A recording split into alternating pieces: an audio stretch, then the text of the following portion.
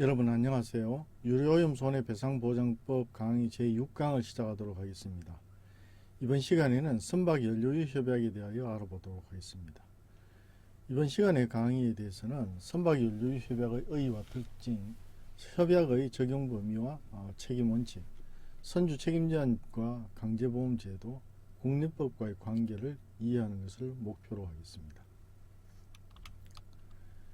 선박 연료유 협약은 선박에 의한 해양 유료오염 사고는 유조선에 의한 유료오염 사고와 비유조선의 연료유에 의한 유료오염 사고로 구분됩니다.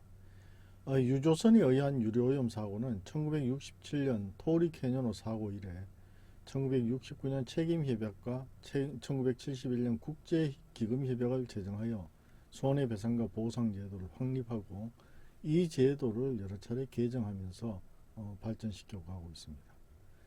또 비유조선의 연료유로 인한 오염 피해의 심각성에 관한 국제적 인식이 고조되어 2001년 선박 연료유 오염 손해에 대한 민사책임협약이 채택되었습니다. 이 협약은 2008년 11월 21일 발효되었고 우리나라에서는 2009년 11월 28일 조약 제1975호로 국내에 발효되었습니다. 비유조선의 연료유로 인한 오염 사고는 유조선에 의한 오염 사고보다 빈도수가 높습니다. 이 바다에 떠다니는 선박 중 비유조선이 유조선에 비해 월등히 그 비중이 높고 오스트레일리아의 통계에 의하면 1975년 이래 발생한 오염 사고의 83%가 비유조선의 연료유로 인한 것입니다. 오스트레일리아의 통계에 의하면 1975년 이래 발생한 오염 사고에서 약 70~80%가 비유조선의 연료유로 인한 오염 사고라고 하는데요. 비유조선의 연료유로 인한 오염 손해 역시 오염 방제 비용의 경우에는 78%가 되는 것이죠. 오염 사고의 83%이고 또 오염 사고에서 발생된 방제 비용 중에는 78%가 비유조선의 연료유로 인한 오염 사고에 관한 것입니다. 비유조선의 연료유로 인한 오염 손해 역시 그 규모가 유조선에 의한 사고에 비해 반드시 작다고 할 수는 없습니다. 이러한 배경에서 1992년 책임협약을 모델로 하여 비유조선 선주에게 엄격 책임을 부과하고 강제보험제도를 도입하는 내용의 협약이 채택되었습니다.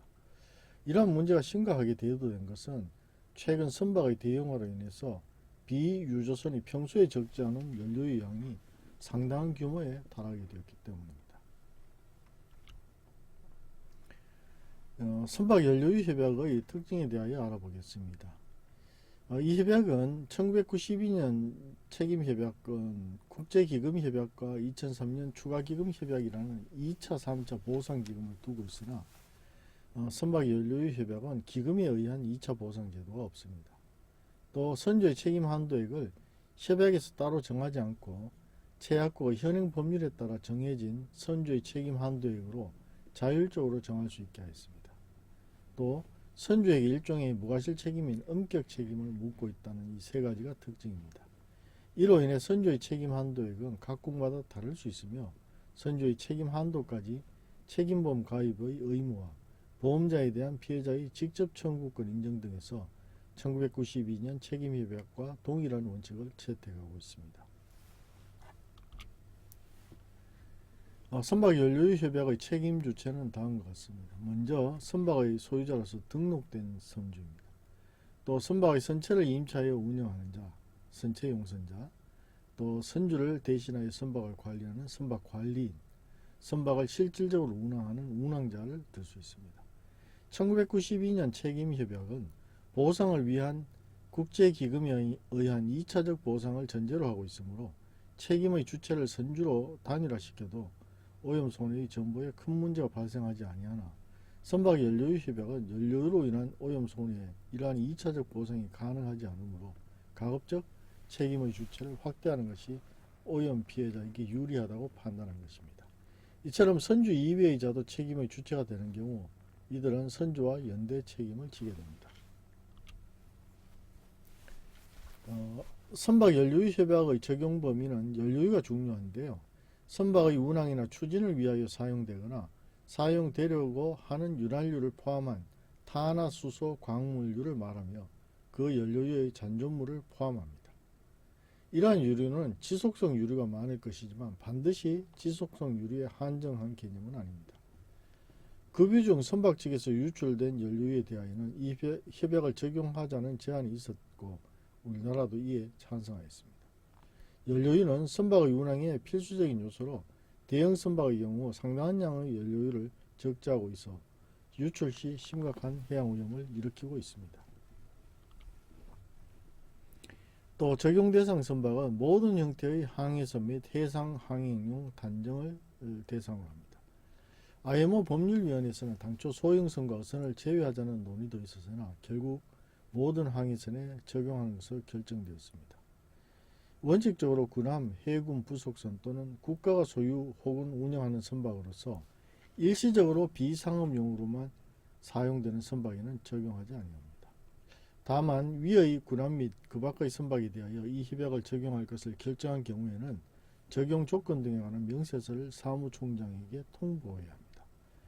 총톤수 1000톤 미만의 소형선의 경우에는 강제보험과 보장계약 증명서에 관한 규정은 적용되지 않습니다. 또 적용되는 오염손해는 선주 등이 책임을 부담하게 되는 오염손해를 의미하는데요.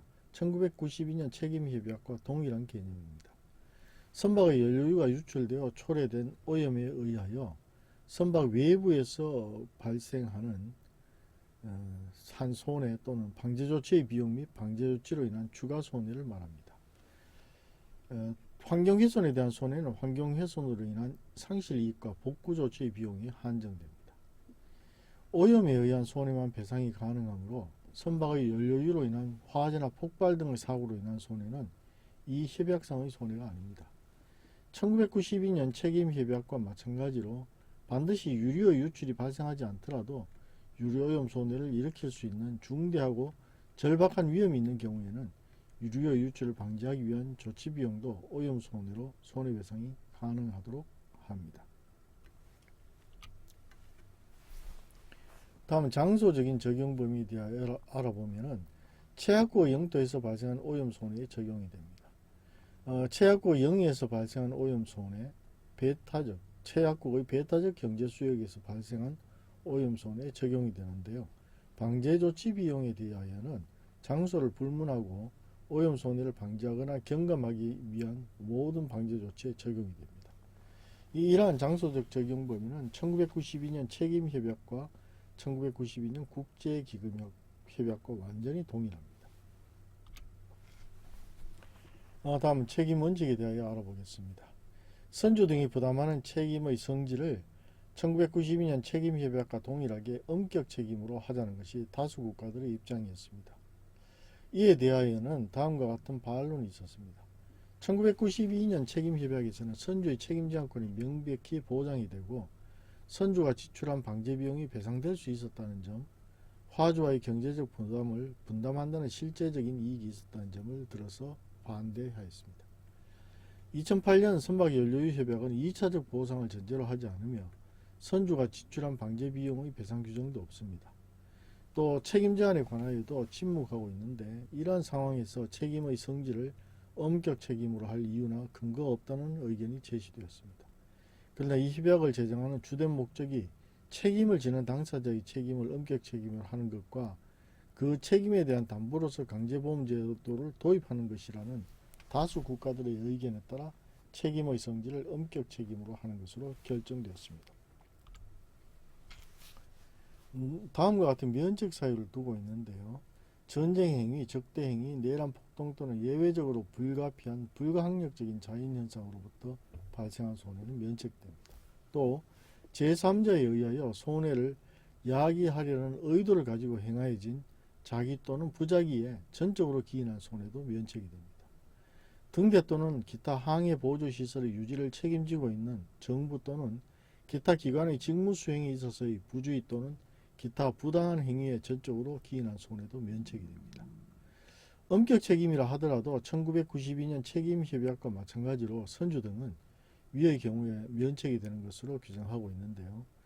오염 손해가 피해자의 고의과실로 인하여 발생한 경우에는 선주 등의 책임은 전부 또는 일부 면제될 수 있습니다. 따라서 피해자와의 사이의 과실 비율에 따라 책임이 배분될 수 있습니다.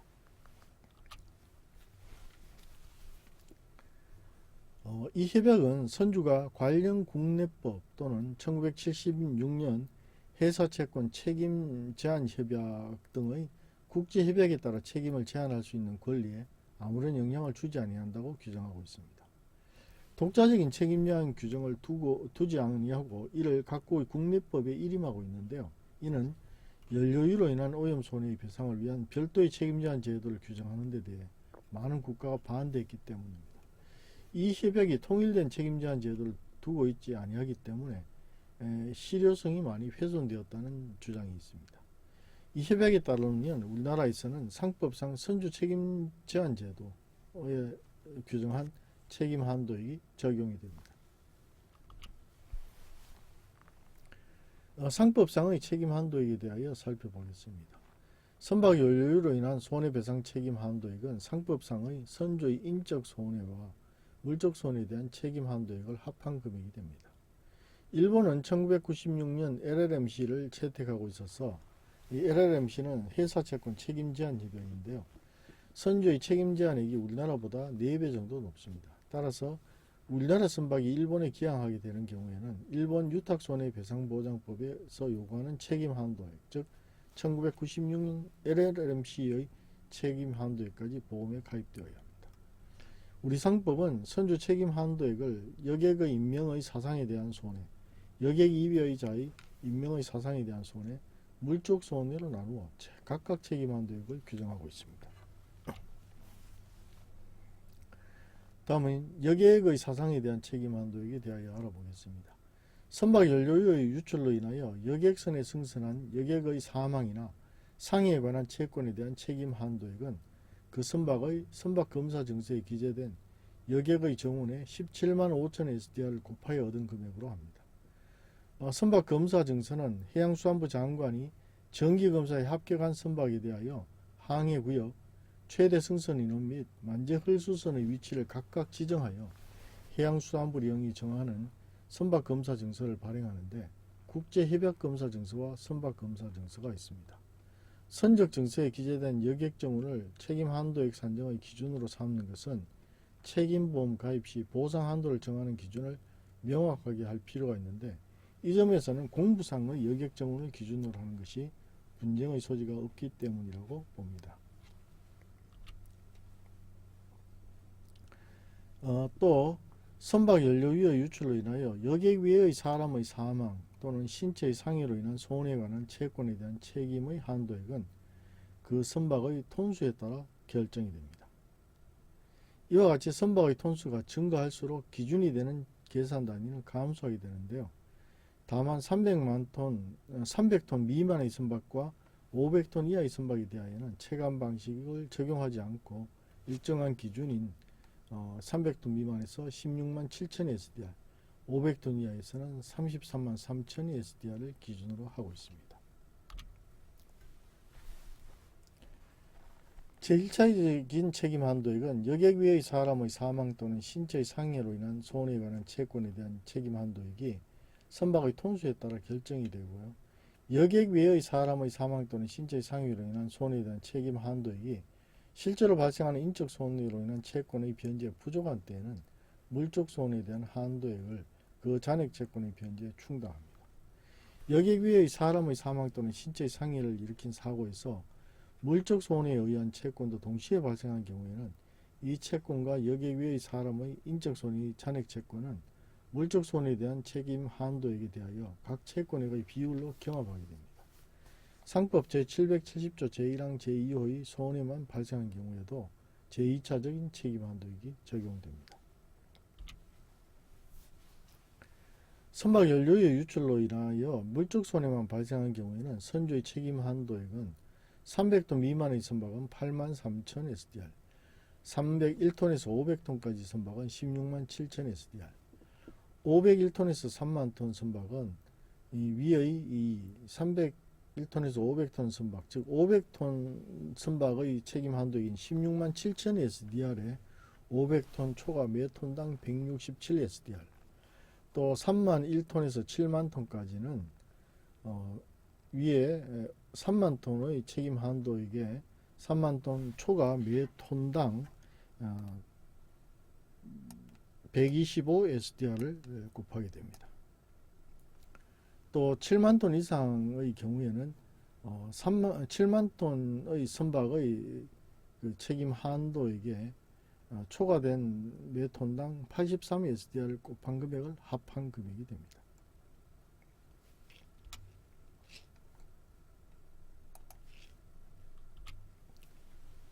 다음은 강제보험에 대하여 알아보도록 하겠습니다. 각국의 국내법에 따라 책임 한도가 다르므로 강제보험에 들어야 할 한도 금액이 각각 다르게 됩니다. 특히 책임 한도액에 관하여 선적국법주의를 취하는 국가와 법정지법주의를 취하는 국가를 기하하는 선박은 과연 어느 국가의 법에 따른 책임 한도액에 대하여 보험에 들어야 하는가는 하는 의문이 있습니다.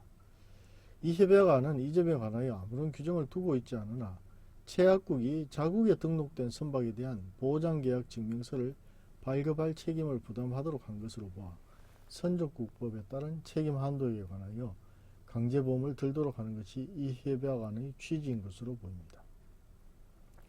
이 협약안은 강제보험의 최고 한도액을 1976년 회사채권 책임제한 협약 또는 그 개정 의정서상의 금액으로 한정함으로써 이러한 문제를 일부 해결하고 있다고 하겠습니다.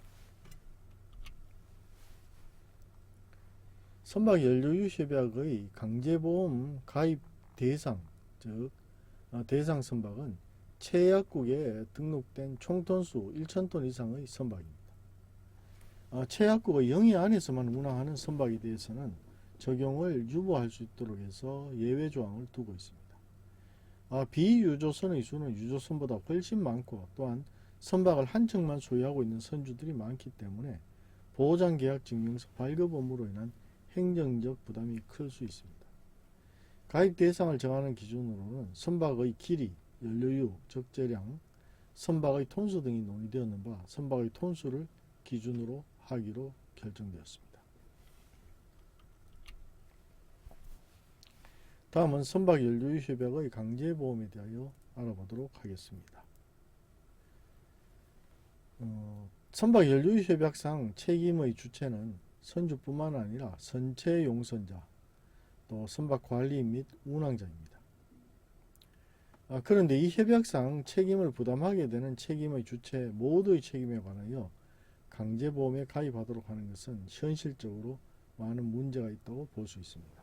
왜냐하면 선박 연료유 협약상의 책임에 대한 보험은 주로 선주 상호보험조합에 의해 인수될 것인데 선주 상호보험조합에서는 확정되지 않은 선체 용선자, 선박 관리인 또는 운항자를 피보험자라는 보험을 인수할 수 없기 때문입니다. 이러한 문제로 인하여 강제보험의 가입의 주체는 등록선주로 한정하고 있습니다.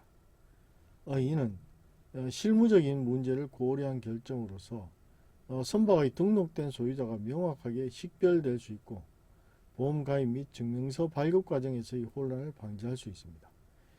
그러나 실제 책임은 선주뿐만 아니라 선체 용선자, 선박관리인 및 운항자도 부담하게 되므로 이들 간의 내부적인 책임 분담 문제는 별도로 해결해야 하는 문제가 남아있다 이렇게 볼 수 있겠습니다. 이 피해자의 보상, 즉 피해자에 대한 손해배상 문제에 있어서는 이러한 강제보험 제도를 등록 선주가 보험에 가입하게 함으로써 해결할 수 있다고 보는데요. 이 실제 책임과의 관계에서 책임의 분담 문제는 법리에 의해서 별도로 우리가 해결해야 될 문제다 이렇게 볼 수 있겠습니다.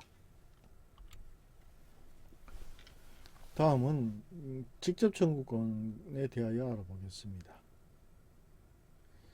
이 선주 상호보험 조합 측에서는 선주 등의 엄격 책임을 인정하고 그에 대한 강제보험 의무를 부과하는 것으로 충분하고 굳이 보험자에 대한 직접 청구권을 인정할 필요가 없다는 견해를 제시하였습니다. 이 선주 상호보험에서는 항상 이러한 주장을 하는데요. 그러나 다수의 국가가 보험자에 대한 직접 청구권을 인정하는 것이 협약의 성공을 위한 필수 조건이라는 입장을 취하여 결국 보험자에 대한 직접 청구권이 인정되게 되었습니다. 직접 청구에 대해 보험자는 선주 등의 고의 과실이 있는 경우에도 책임을 제한할 수 있습니다.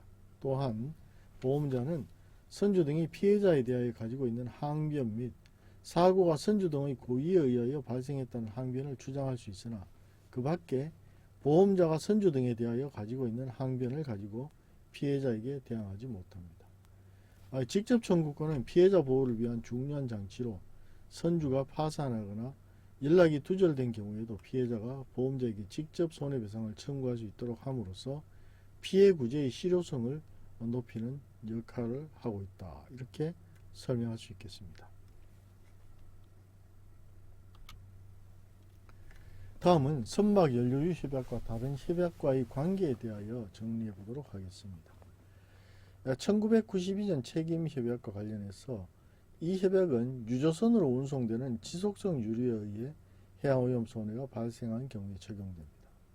또 1992년 국제기금협약은 책임협약의 한도를 초과하는 손해에 대한 추가 보상을 제공합니다.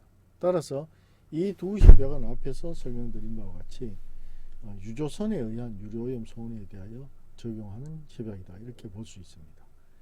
또 1996년 HNS 협약은 비지속성 유류를 화물로 운송하는 선박에 의해 발생한 오염손에 적용이 되는 것입니다. 이는 유류가 아닌 비지속성 유류, 즉 앞에 92년 책임협약과 국제기금협약은 지속성 유류를 대상으로 하는데 유류만으로 봤을 때 HNS 협약은 화학물질 외에도 비지속성 유류로 인한 오염에 대해서도 적용하고 있습니다. 또 2008년 선박 연료유 협약은 비유조선의 연료유로 인한 오염 손해에 적용이 됩니다. 한편 1976년 회사채권 책임제한 협약은 선주의 책임에 관한 일반적인 책임제한 규정을 두고 있는 것입니다. 이 협약은 선박 연료유 협약은 1992년 책임협약에서 정의하고 있는 오염 손해는 적용되지 않습니다. 이 경우 그 오염 손해가 1992년 책임협약에 따라 배상이 가능한지 여부를 묻지 않는다. 이렇게 볼 수 있겠습니다. 다음은 선박 연료유 협약의 국내 이행과 관련하여 설명드리도록 하겠습니다. 2001년 3월 23일 런던에서 2001년 선박 연료유 오염 손해에 대한 민사 책임 협약이 채택되었습니다. 이 협약은 2008년 11월 21일 국제적으로 발효가 되었는데요. 우리나라에서는 2009년 11월 28일 조약 제1975호로 발효가 되었습니다. 유류오염 손해배상보호장법에 선박 연료유 관련 조항을 추가하여 국내법적 이행 기반을 마련함으로써 국내 이행의 준비가 모두 마련되었습니다. 우리나라는 유류오염 손해배상보호장법을 통해 선박 연료유 협약의 내용을 국내법으로 수용하였고, 이를 통해 비유조선의 연료유로 인한 오염 손해에 대한 배상 체계를 구축함으로써 유조선에 의한 유류오염 손해, 또 비유조선에 의한 유류오염 손해에 대한 배상 체계, 보상 체계를 완전히 갖추고 있다. 이렇게 볼 수 있겠습니다. 따라서 완벽한 국제 협약 체제를 갖춘 국가에 속한다고 하겠습니다. 다음은 선박 연료유 협약의 실무적 영향에 대하여 살펴보도록 하겠습니다. 이 총톤수 1000톤 이상의 선박은 선박 연료유 오염 손해에 대한 보장 계약 증명서를 발급받아 선내에 비치하여야 합니다. 따라서 보험 가입이 자동적으로 강제화되는 것인데요. 선주는 국내법에 따른 책임 한도에까지 보험에 가입해야 하며 국제항해 시 기항국의 요구사항도 역시 충족해야 됩니다. 따라서 일본과 같이 책임 한도액이 높은 국가를 기항하는 선박의 경우에는 그 기준으로 보험에 가입하지 않을 수 없습니다. 국가마다 책임 한도액이 다르므로 국제항해 선박은 가장 높은 기준을 충족하는 보험에 가입해야 되는 경향이 있죠. 이는 경향이라기보다는 어쩔 수 없이 이러한 기준을 따라야 할 것입니다. 직접 청구권의 인정으로 피해자는 선주의 파산 등에 관계없이 보험자에게 직접 손해배상을 청구할 수 있습니다. 이 선박 연료유 협약의 시행으로 비유조선의 연료유로 인한 오염 손해에 대한 법적 안정성이 높아졌으며 피해자 보호 측면에서도 상당한 진전이 이루어졌다고 하겠습니다. 다음은 이번 시간에 강의한 선박 연료유 협약에 대한 강의 내용을 요약하도록 하겠습니다. 비유조선의 연료유로 인한 오염 피해의 심각성에 대한 인식이 고조되어 2001년에 채택되어 2008년 발효된 협약입니다. 이 협약의 책임 주체는 선주, 선체용선자, 선박관리 및 운항자인데요. 이들이 연대하여 책임을 부담하게 하고 있습니다. 또 엄격 책임 원칙을 적용하고 있고 일정한 면책 사유를 인정하고 있습니다. 각국의 국내법에 따른 책임 제한이 가능합니다. 또 총톤수 1000톤 이상 선박은 강제보험 가입 의무가 있는데요. 이 강제보험에 의해서 피해자의 직접 청구권도 인정이 되고 있습니다. 비유조선의 연료유로 인한 오염손해에 대한 국제적 배상 체계를 확립함으로써 피해자의 보호를 강화하는 데 의미가 있다고 보는데요. 선박 연료유 협약은 유조선에 의한 유료오염 손해배상 체계를 보완하여 해양 환경 보호와 피해자 구제에 기여하고 있으며 국내법인 유료오염 손해배상보장법을 통해서 이행되고 있다. 이렇게 설명할 수 있겠습니다. 이상으로 제 6강 강의를 모두 마치도록 하겠습니다.